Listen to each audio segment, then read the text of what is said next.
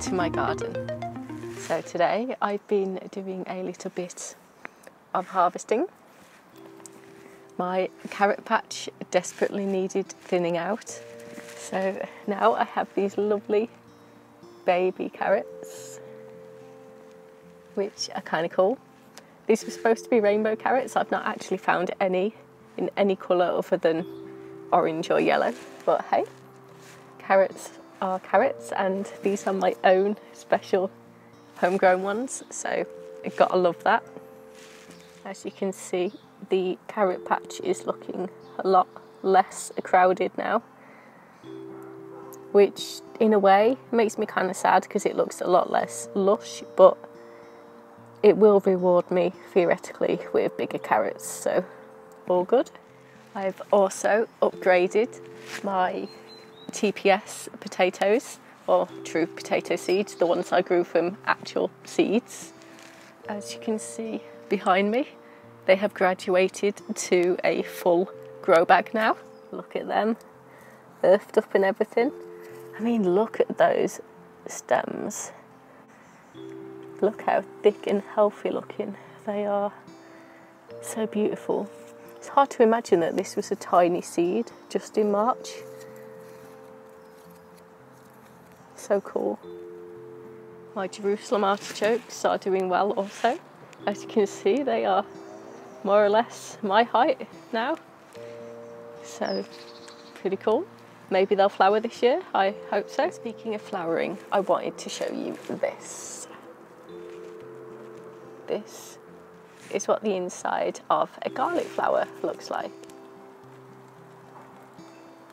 So yeah, that is the inside of her garlic flower, and this isn't my only one that's split. I've got one just up here that is doing the same, and its bulbils are all starting to come out now as well, so it won't be long before I can harvest the proper bulbs of this one. And whilst I'm in this general area, let me show you this.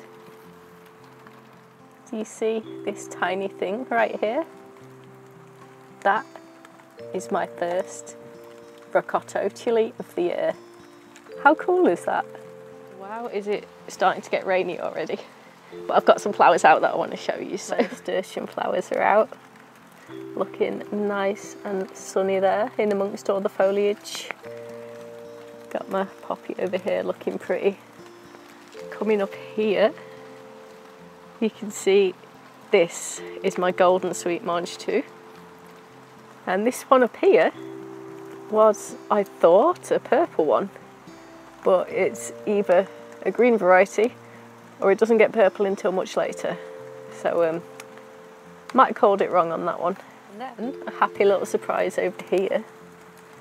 I've got like a Welsh poppy growing somehow in my vegetable bed, which is pretty cool. One of the streets, a few streets over from me, has a load of these growing in their garden. So I'm guessing a bird must have pooped one out in here at some point. Very pretty. Also, do you remember the radish pods that I was talking about last week that I told you were edible?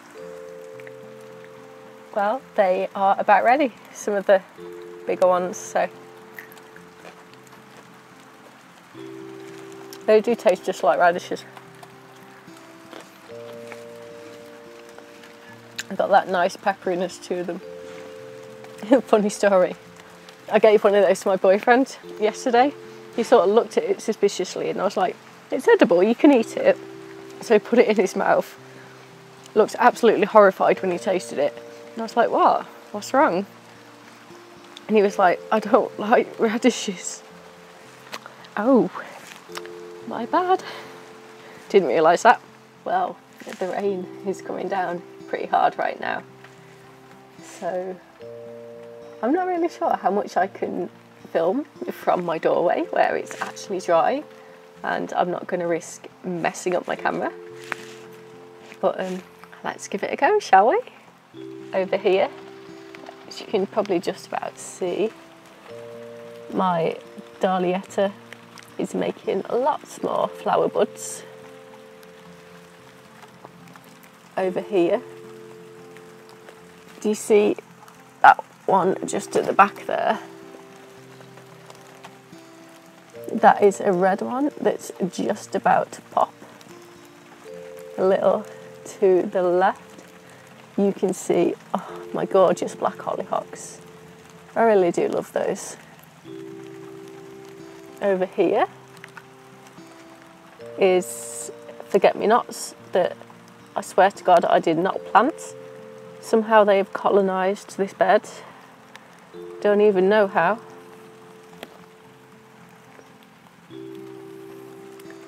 But somehow these little things get everywhere, so here they are. And then, growing right by my doorway, is this beautiful little dandelion. It's a lovely little sun to greet me every morning when I open the door, regardless of what kind of weather it is outside. Of course, my boyfriend is also ripping it out, but I like it, so it stays. I do sometimes like to just look out, just sit here with a cup of coffee and just look out at this view and how it's all just so green and so alive looking. And I mean, it's not the perfect garden, I know that much. In my imagination there would just be like fields and fields full of all kinds of crops. But I mean, it's a pretty good start though, right? Look at what I've managed to do on what is essentially a very small rectangle of concrete. Look what I've managed to achieve even here. I'm growing food. I mean, there's the garlic over here, there's flowers. There's those sunflowers which I've underplanted with kale, and I've underplanted that with beans. You know, I've got peas growing on that big tall obelisk structure. You know, I've got like mint back there, I've got tomatoes growing back there, and over there, big yucca tree in the middle. I mean, just look at that. It's just so alive and vibrant and green. I did that in this small rectangle of concrete. I took what was essentially like a grey, dead, lifeless rectangle, and I turned it into this. It's just so full of life and beautiful things. Just goes to show, doesn't it? You really, if your heart is set on gardening, you really can do it anywhere, even if you don't quite have the farm of your dreams yet.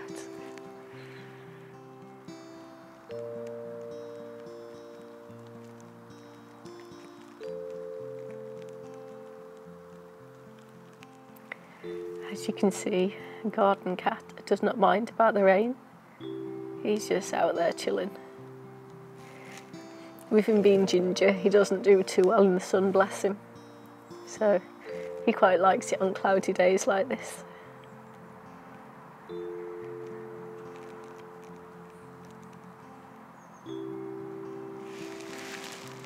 Must be off for a bit of a wander. Gone to explore his territory. Bless him. Damn it, that cat just went chasing after the birdie. I love him, but he is a vicious little hunter sometimes.